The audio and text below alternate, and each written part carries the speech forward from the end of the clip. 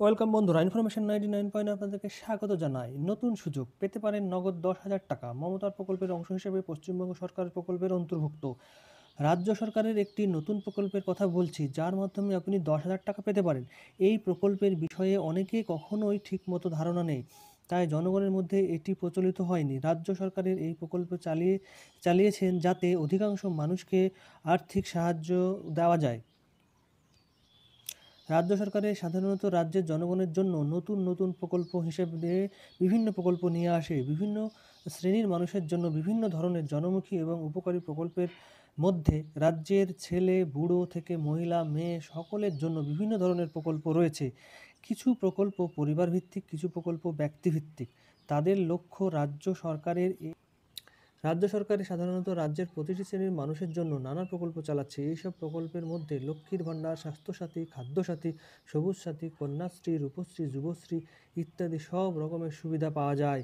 সম্প্রতি রাজ্যের একটি গুরুত্বপূর্ণ এবং জনপ্রিয় প্রকল্প লক্ষ্মীর ভাণ্ডারের টাকা প্রতি মাসে বৃদ্ধি করে 1,000 টাকা থেকে 1,200 টাকা এবং 500 টাকা থেকে বৃদ্ধি করে 1,000 টাকা করা হয়েছে। এছাড়াও কৃষক বন্ধু প্রকল্পের টাকা বৃদ্ধি করে 10,000 টাকা করা হয়েছে।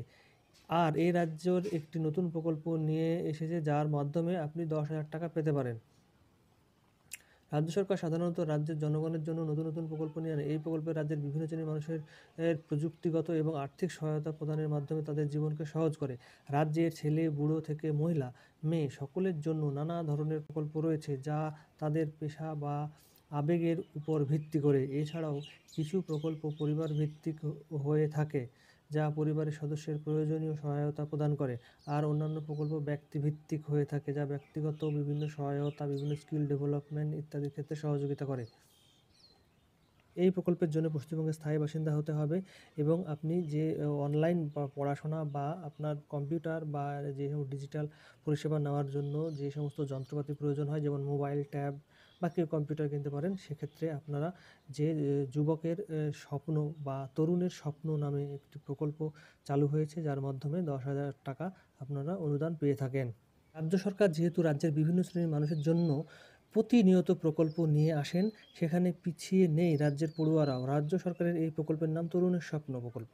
এই প্রকল্পের মাধ্যমে রাজ্য সরকার 2020 সাল থেকে রাজ্যের পড়ুয়াদের উচ্চশিক্ষার জন্য 10,000 টাকা দিচ্ছেন, যা একাদশ এবং দ্বাদশ শ্রেণীর পড়ুয়ারা পেয়ে থাকেন। এবং এই প্রকল্পের টাকা দেওয়ার উদ্দেশ্য হলো ডিজিটাল যুগে মোবাইল, ট্যাব কিংবা কম্পিউটার কেনার জন্য।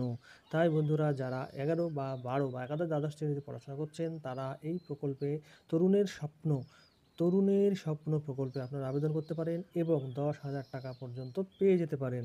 তো ধন্যবাদ, সুস্থ থাকবেন, ভালো থাকবেন এবং চ্যানেলটি সাবস্ক্রাইব করবেন। ধন্যবাদ।